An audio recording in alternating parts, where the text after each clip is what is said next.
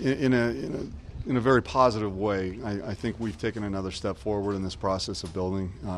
Obviously, when an opportunity like this comes along to acquire someone of Rudy Gay's talent, you jump forward and you make the right deal. And we feel like after a lot of work over the last month and a half in pursuing this and different discussions, different iterations of the deal, the way it all ultimately played out, we're satisfied with it, and we think it's a great deal for us.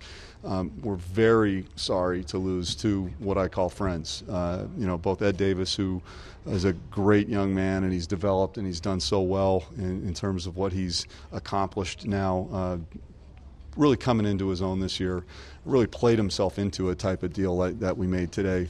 And then Jose, who is just obviously a wonderful human being and has been a class act in so many years here. It's sorry to see him go. This is not the first time we've contemplated making a move with Jose.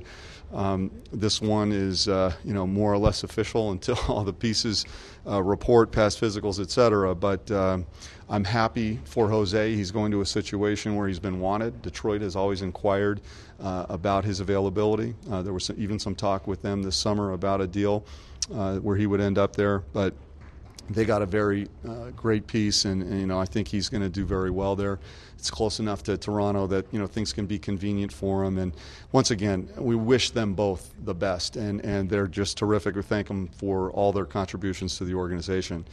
But the acquisition of Rudy Gay obviously is a big step for us, and we feel very comfortable with it. What do you like about his game? What he brings to your team? Well, we've been saying for a long time that we wanted to address the wing position, a dynamic wing. He was always right there at the top of the list. There was one or two others that, you put in a small group. Players like this don't come along that often in terms of their availability. This was a unique circumstance, and obviously we feel like we took advantage of it. We knew that Jose's contract at some point would be valuable in a deal like this, not only for math reasons, to get the number up to a number that a player of Rudy's caliber makes. You've got to make the math work. And, not only that, but we knew that he was playing well enough and he was a solid enough player and contributor to our team that he was going to end up helping somebody else. So it really is twofold. It worked out well for us that this has played out the way it has. Again, at the beginning of the year, quite frankly, Ed Davis would have been an afterthought in a conversation about a trade, but he really has worked hard, he's played hard, he's developed into a very nice piece, and obviously is somewhat of a cornerstone of the deal, the acquisition for Memphis today. So, Gay is a guy, Rudy is a guy that, when I talked to him tonight, his first comment to me was, why didn't you take me in the first place? Why didn't you draft me in the first place? We had a laugh about that, and I gave him a little bit of insight, but he was always on the radar. We talked to him as a free agent. When he was a restricted free agent, talked to his agent quite extensively about acquiring him. It didn't work out that year. We've talked to Memphis countless times over the years about acquiring him, and in this case, it's worked out and favorable for us. Bryan, how do you anticipate the team changing with the acquisition, like the style of play?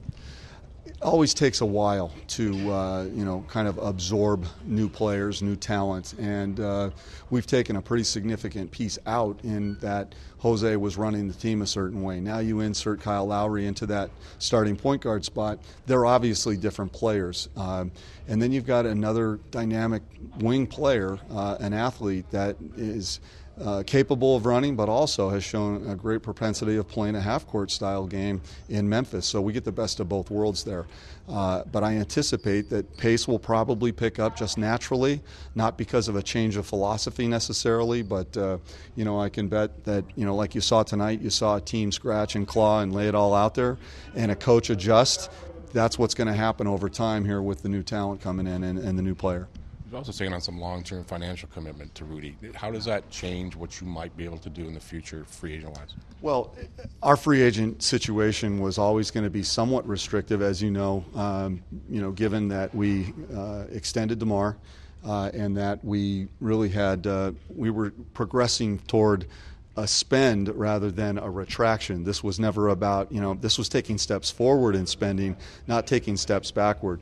I've got a board, obviously, that's committed to spend the dollars. They committed not only to take on additional money this year, but we're going to be at or nearing the tax next year, and we've got some flexibility to make adjustments to get out from under that level.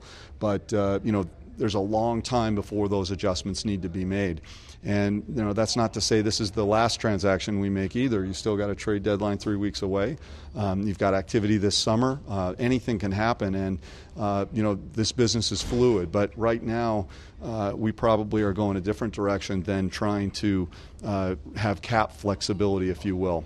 But the spend opportunities now in the new CBA are there regardless of where you are, whether you're a full mid-level, whether you're a non-taxpayer mid-level or a taxpayer mid-level. You're going to have an option to add a player or a piece. There's always veteran players that are now finding minimum contracts. The only thing that's available to them will obviously be pursuing those types of players in the right situations. But there's a lot of water that's going to pass under the bridge before we get to the point where decisions are made about next season's roster. Brian, do you anticipate doing anything in the next 3 weeks? Anything can happen. Again, that's where the trade deadline and the 3 weeks that are left factor in right now. There's been discussion with other teams about other players. Obviously, can't get too specific. A lot of people want to ask me about Andrea Bargnani. I just made reference to it in an interview that Andrea is a player that has definitely garnered interest. Unfortunately, when he got hurt, that takes him off the market, so to speak, or put any of those conversations on ice. And that's not to say we're going to trade Andrea. I think it's important to look at every deal individually and say, is there a way to get better? The situation with Andrea is a unique one. He's a great talent, and he's done a lot for the organization. But sometimes a change of address is not bad. And I'm not saying he's asked for a trade, but he would certainly not fight or resist a situation if it was the right situation. So these are the kind of conversations you want to have with players and agents. You want to have an open dialogue in a relationship like that. And I think now, again, there's no assurance that we trade Andrea. Right now, the goal and the focus is to get him back healthy on the court and let him contribute to this team, and we'll see where things go. Brian, whether it's Andrea or not, do you feel like you filled a wing spot, a hole in a sense, but have you created a little bit of one up front? Like, do you need more front court depth? Do you need another big?